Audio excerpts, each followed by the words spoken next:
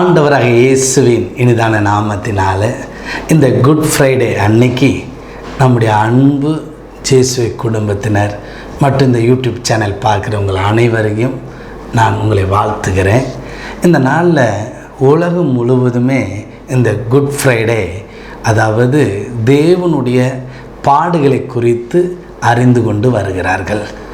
அதுவே வைத்து ஆண்டவர் பட்ட பாடுகள், அவர் அடிக்கப்பட்டது, வாரினால் அடிக்கப்பட்டது, முள்முடி சூட்டப்பட்டது, கைகளில் ஆணிகள், கால்கள் ஆணி, விழாவில் குத்தப்பட்டது, பல காரியங்களை குறித்து நம்ம வேதத்தில் நம்ம படிக்கிறோம். அதை இந்த குட் ஃப்ரைடே அன்னைக்கு ஒவ்வொரு திருச்சபைகளும் அதை பற்றி போதிக்கிறார்கள்.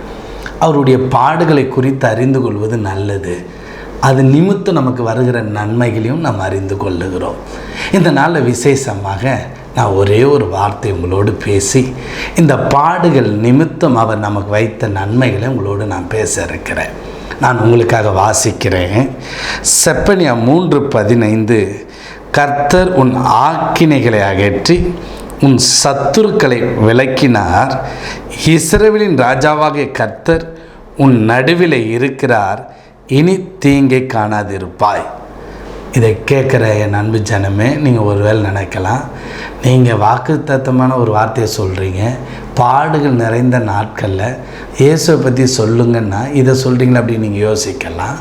நான் இதிலிருந்து உங்களுக்கு சொல்கிறேன், அவர் ஆக்கினைகளை அகற்றி அவர் சத்துருக்களை விலக்கினாரா, கர்த்தர் கூட இருக்கிறாரா, இனி நீங்கள் தீங்கை காண்பதில்லை. இயேசு இந்த உலகத்தில் வந்தது என்ன தெரியுமா? நம்முடைய ஆக்கினைகளை அகற்றும்படி வந்தாராம். ஆமாம், ஏன் ஆக்கினைகளை அகற்றும்படி வந்தார்?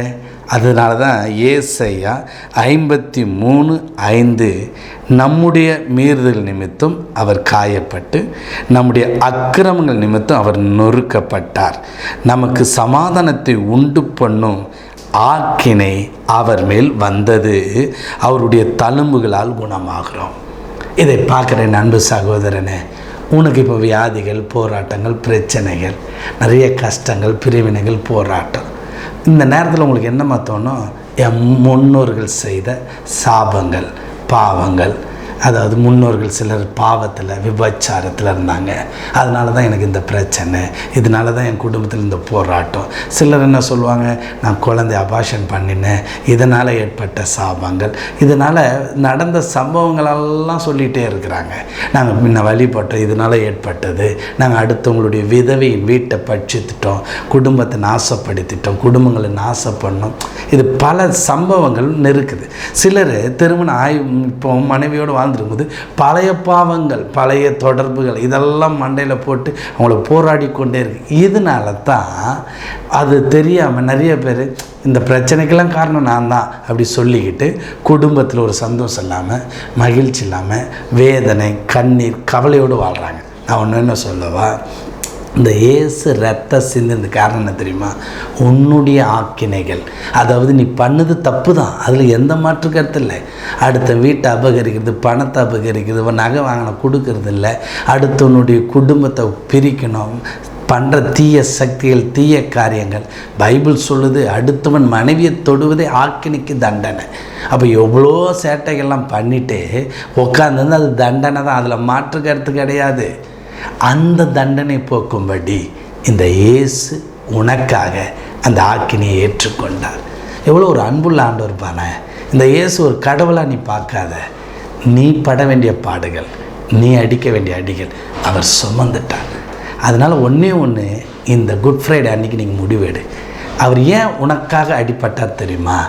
உன் மேலே அவர் அன்பு வைத்திருக்கிறார். ஏன்னா வேதம் சொல்லுகிறது, அதாவது இரத்தத்தில் உயிர் இருக்குதா, அந்த இரத்தத்தை உனக்காக ஊற்றினார். ஏன் தெரியுமா? நீ சந்தோஷமாக இருக்கணும், மகிழ்ச்சியாக இருக்கணுன்ட்டு தான். நான் இன்றைக்கி சொல்கிறேன், இந்த இயேசுவை நேசித்துப்பார், உன்னுடைய ஆக்கினைகள் அவர் அகற்றிடுவார். நீ நிம்மதியாக சந்தோஷமாக வாழலாம். இனி நீ தீங்க காணவே மாட்டேன். அதனால் அவரை நேசி, அவருடைய இரத்தத்தை பிடித்து கொள்ளுங்க. அதனால தான் வேதம் தெளிவாக சொல்லுது, உன் ஆக்கினைகளை நான் அகற்றி போடுறேன். இன்றைக்கி ஒப்பு கொடுத்துப்பார். உனக்கு விரோதமாக எத்தனை சத்துருக்கள் இருக்காங்களோ அவங்க எல்லாரும் விலகி போயிடுவாங்க. மந்திர சேவனை எதுவுமே பண்ண முடியாது. தயவு கூர்ந்து ஆண்டவரிடத்தில் சரணடைந்துப்பார். சத்துருக்கிளம்பர். ரெண்டாவது அவர் கூட இருந்து உன்னை ரட்சிப்பார், உன்னை மீட்டெடுப்பார், விடமாட்டார். ஏன்னா உனக்காக 2000 ஆண்டுகளுக்கு முன்பாக தன் ரத்தத்தை ஊற்றி இருக்கிறார். ஏன் தெரியுமா? உங்கள் மேலே இருக்கிற அன்புனால். அதனால் தயவு செய்து உங்கள் குற்ற உணர்வுலேருந்து நீங்கள் வெளியே வாங்க. நான் செஞ்ச தவறுக்கு இப்போ அனுபவிக்கிறேன் சொல்லாதீங்க. அப்படி சொல்லி நிறைய பேர் மறித்துட்டாங்க. சிலர் வாழ்க்கையை தொலைச்சிட்டாங்க. நான் பண்ண தப்பு அப்பா நான் உங்களுக்கு சொல்கிறேன், நீ கடந்ததை நினைத்து கலங்காத. அதை கர்த்தர்கிட்ட போய் ஒப்புக்கொடு, அர்ப்பணித்துப்பார். கர்த்தர் உன் ஆக்கினைகளை அகற்றினதை நீ பார்ப்ப. இதை தான் கர்த்தர் செய்வார். விபச்சார ஸ்திரியை கையும் காலமும் பிடித்தார்கள். ஒருவனும் அவன் மேலே போல. அந்த மகள் சொன்னா, அவன் ஒருவனும் உன்னை ஆக்கினைக்குள்ளே நடத்தலை, நீ இனி பாவம் செய்யாத. நான் இன்றைக்கு சொல்கிறேன், இனி எந்த தப்பு செய்யாத. பாவத்திலேருந்து நீ வெளியே வா, அந்த காரியத்திலேருந்து வெளியே வா. தீமை செஞ்சால் அவங்களுக்கு தெரிஞ்சவங்க நம்ம இவளுக்கு பண்ணியா, அதை போய் ஒப்புரவாகிற. கர்த்தர் உன்னை மேன்மையாய் ஆசீர்வதிப்பார், உயர்த்தி உன்னை நடத்துவார். அதனால் இந்த குட் ஃப்ரைடே அதுவுமா கர்த்தர் உங்கள் ஆக்கினைகளெல்லாம் நீக்கிட்டார், தூக்கி போட்டுட்டார் என்று நீங்கள் விசுவாசிங்க. பழையதை நினைத்து புலம்பாதீங்க. உங்கள் வாழ்க்கையை, சந்தோஷமுள்ள வாழ்க்கையை உங்களுடைய சிந்தைனாலும் உணர்வுனாலும் அதை வேதனைப்படுத்திடாதீங்க. தயவு செய்து நீங்கள் வெளியே வாங்க. கர்த்தர் உங்கள் வாழ்க்கையில் ஒரு மகிமையான காரியங்களை செய்ய இருக்கிறார், மகிழ்ச்சியான காரியங்களை செய்ய இருக்கிறார். நம்ம ஜெபிக்கலாம். இப்போ நம்ம ஜெபிக்கும் போது உங்களை ஒப்புக்கொடுங்க, அர்ப்பணிங்க. அதை பழசெல்லாம் நினைக்காதீங்க, அதெல்லாம் சரண் பண்ணுங்க. கர்த்தர் அந்த ஆக்கினைகளை அகற்றி ஒரு சந்தோஷத்தை உங்களுக்கு தருவார். நம்ம ஜெபிக்கலாம். அன்புள்ள தகப்பனே, அப்பா, எங்கள் ஆக்கினைகளை அகற்றும்படி நீ நொறுக்கப்பட்டீர், அடிக்கப்பட்டீர், உங்களுடைய அன்பை வெளிப்படுத்தினீர்.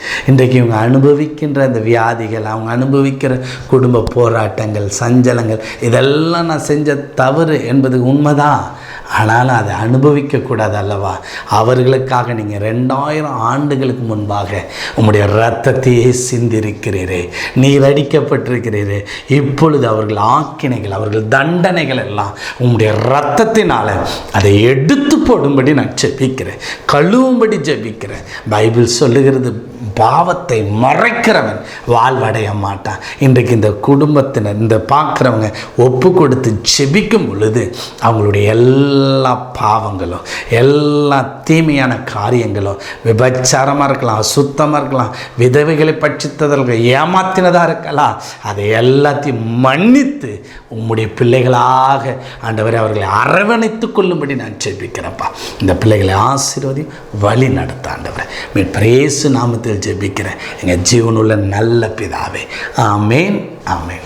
என் அன்புக்குரியவங்கள, அவர் உங்களை மன்னித்துட்டார், உங்கள் ஆக்கினைகளாம் அகற்றிட்டார். இனி உங்கள் வாழ்க்கையில் தீங்கே வராது.